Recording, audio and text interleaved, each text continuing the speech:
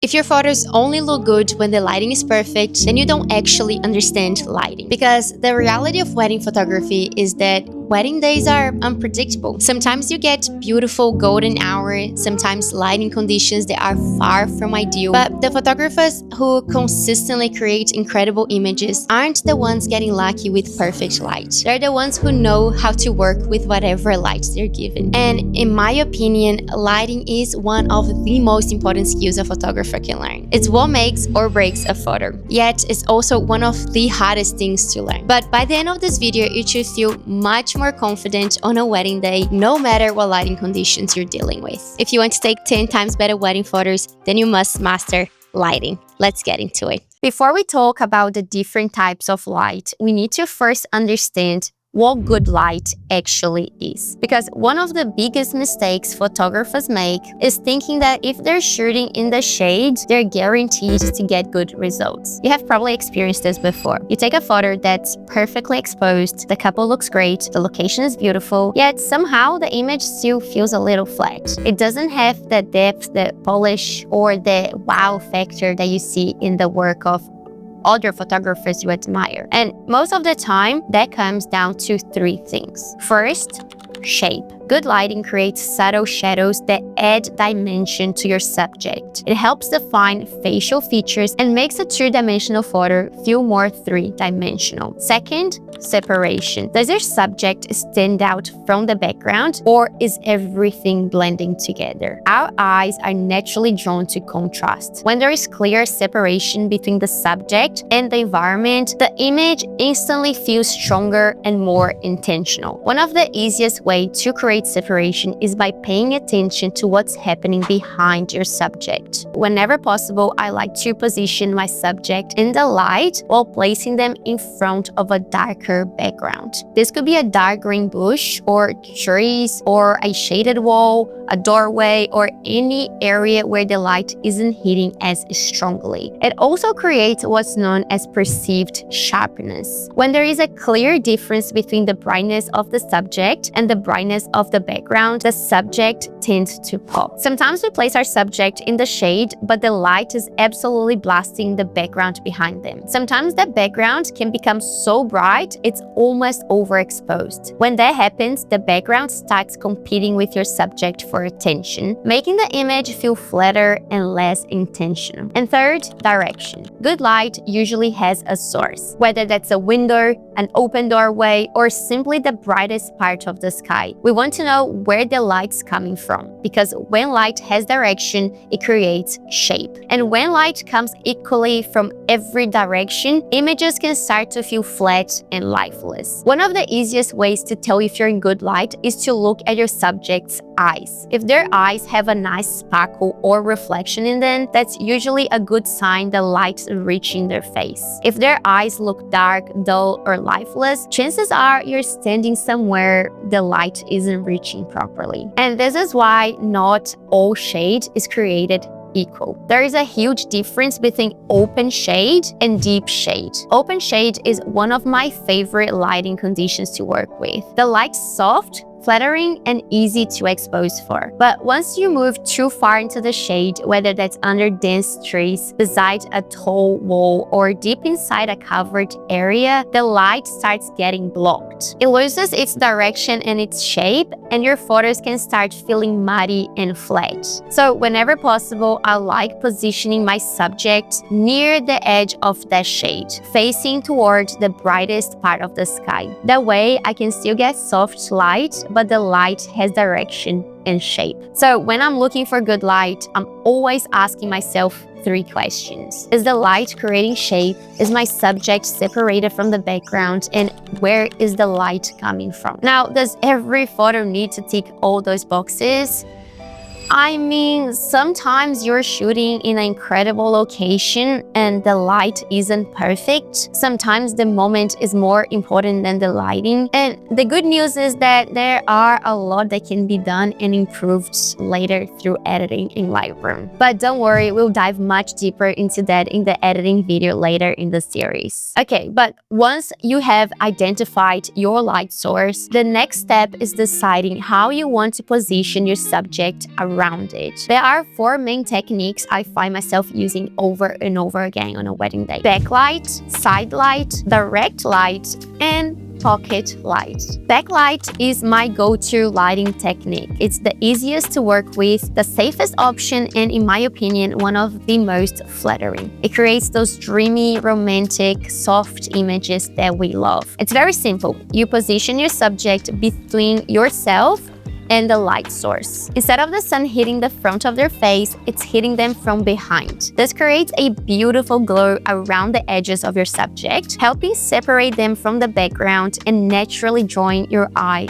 towards them. Another moment on a wedding day where I almost always choose backlight is for veil photos. If you take these veil shots in the shade, there is not really strong light source shining through the veil, so it doesn't glow in the same way. The veil simply looks like fabric, if that makes sense. Backlight isn't just a golden hour technique, it's also a very good solution for when the light isn't ideal. In fact, when the sun is still fairly high and the light's a bit too harsh, backlight is often the best solution. And this immediately helps avoid squinty eyes and those harsh shadows under the eyes and the nose. Now, does backlight work in every situation? I would say most of the time, but on heavily overcast days, for example, the backlight effect becomes much more subtle because there isn't a strong sun creating the glow around your subject. The principle stays the same. I'm still looking for direction, but I normally switch to direct or side light depending on the scene. Which brings me to my next lighting technique, side light. Side light is exactly what it sounds like. Instead of light hitting your subject from behind, it's hitting them from the side. This creates highlights on one side of the face and shadows on the other side. And it's that contrast between light and shadow that gives a photo depth and dimension. Unlike backlight, which is often soft and dreamy, side light tends to feel more cinematic, dramatic, and intentional. It helps sculpt the face, define features, and create a much more stronger sense of sharpness. I love using side light for bridal portraits, groom portraits, detail shots, and any moment where I want the image to feel a little more editorial or cinematic. It's also one of my favorite lighting setups indoors, especially when working with window light. But one thing to watch out for is the shadow coming from the nose. If the light is too far to the side, the shadow can become distracting and start covering the lips or other facial features. Usually, I find that positioning the light source at roughly a 45-degree angle gives me enough shape and dimension without creating those unflattering shadows. Another thing to keep in mind with side light is that the light needs to have a clear direction. Sometimes you find a beautiful window or doorway and position your subject beside it, expecting gorgeous side light. But then you see that there are other windows or other doors or other light sources around the room. Those extra light sources start filling in the shadows and reducing the contrast between the bright side and the shadow side of the face, making an image a lot more flatter. So whenever I'm working with side light, I'm not just paying attention to where the light's coming from, I'm also paying attention to what other light sources might be competing with it. Now, let's talk about direct light. Most photographers are absolutely terrified of direct sunlight. And fair enough, it can be one of the hardest lighting situations to work with. When used incorrectly, direct light can create high shadows, dark eye sockets, strong nose shadows, and some very unflattering photos. But when used intentionally, direct light can be incredibly beautiful because it creates strong contrast, defined features, and that bold editorial look that so many photographers are trying to achieve. So instead of avoiding direct light, let's talk about how to actually use it. I'll usually have my subject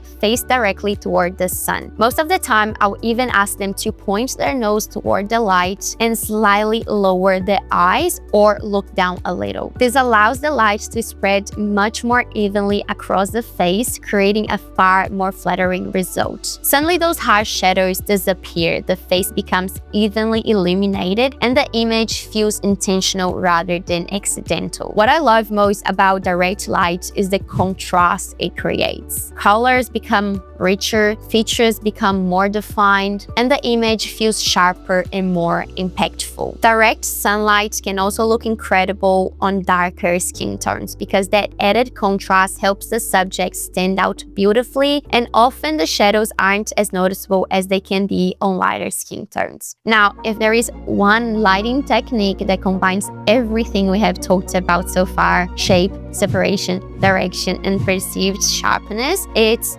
pocket light. Pocket light is a small pocket of light surrounded by darker shadows. So instead of lighting the entire scene evenly, we're placing our subject in the small area of light and using it to isolate them from everything around them. One thing to keep in mind is that pocket light can sometimes look a little bright on the back of your camera, but if I can give you one tip, is this: expose for the skin, and even if the image looks a little brighter than you're comfortable with, just trust the process. As long as the highlights aren't completely blown out, you can always bring those highlights back down in Lightroom afterwards. I love using pocket light for bride portraits, couples portraits, and details flat lay shots because it almost feels like putting a spotlight on your subject. One moment I will never use pocket light for is group photos, and that brings me to one of the biggest lighting mistakes photographers can make, and that's patchy light. Because pocket light and patchy light are not the same thing. Pocket light works because your subject is evenly illuminated. Patchy light happens when different parts of the subject are receiving different amounts of light. Maybe part of someone's face is in the sun while the other half is in the shade. Maybe sunlight's coming through tree branches and creating random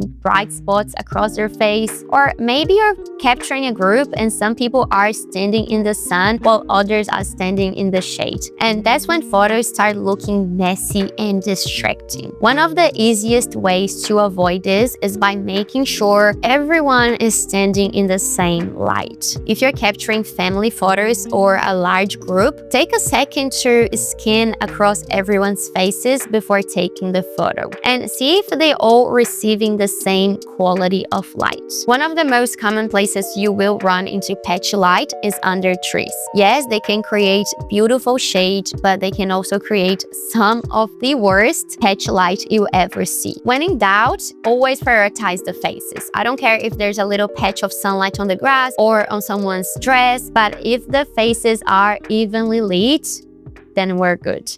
Another mistake I see all the time is people accidentally blocking the light from each other. This is especially common during couple portraits and group photos. For example, if the light source is coming from one direction and one person standing slightly in front of the other, they can end up casting a shadow across their partner's face. Now, one person is beautifully lit while the other is much darker, hidden in the shadow. A quick fix is to simply adjust your subject slightly and turn them a little more towards the light, or you can just change your angle. Now, of course, there are going to be moments on a wedding day where you can't control the light. Outdoor ceremonies are probably the best example. Sometimes the ceremony is happening in harsh midday sun. Sometimes the couple is standing in the worst possible lighting situation ever. And unfortunately, there's not always a lot you can do about it. But there are a few things you can do to improve the situation. If the sun is hitting the couple directly from the front, don't be afraid to move around. Sometimes changing your angle can completely change the way light interact with your subject. Instead of photographing harsh front light, you might suddenly turn it into side light or even backlight simply by changing where you're standing. Another thing that can really help is using a longer focal length. A longer lens doesn't actually change the quality of light, but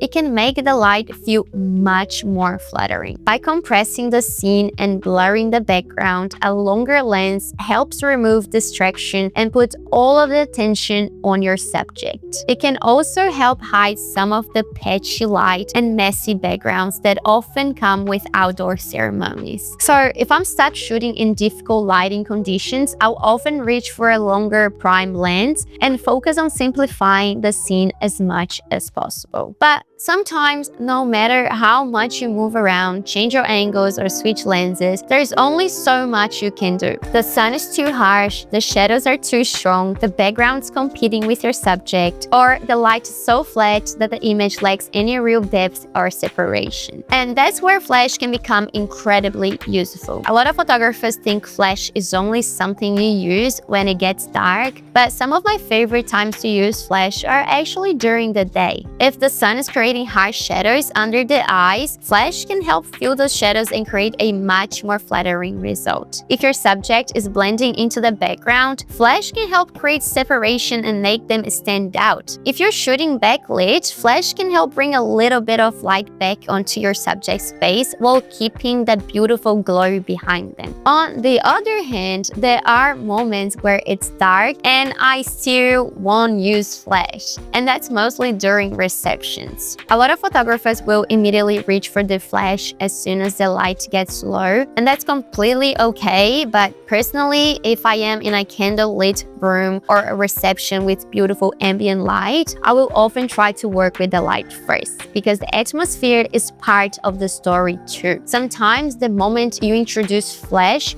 you lose some of the feeling. These days, cameras are incredible in low light, and Lightroom denoise feature is honestly amazing. So I would often rather keep a little bit of grain and preserve the atmosphere than completely change the mood of the room with flash. And if you're wondering how I actually shoot in those situations, don't worry, I will be posting a video later in the series all about camera settings on a wedding day. So make sure you're subscribed so you don't miss any video, because this is episode 2 out of 6 in my How to Make Your Wedding Photos 10 Times Better series. And I'll see you on the next video.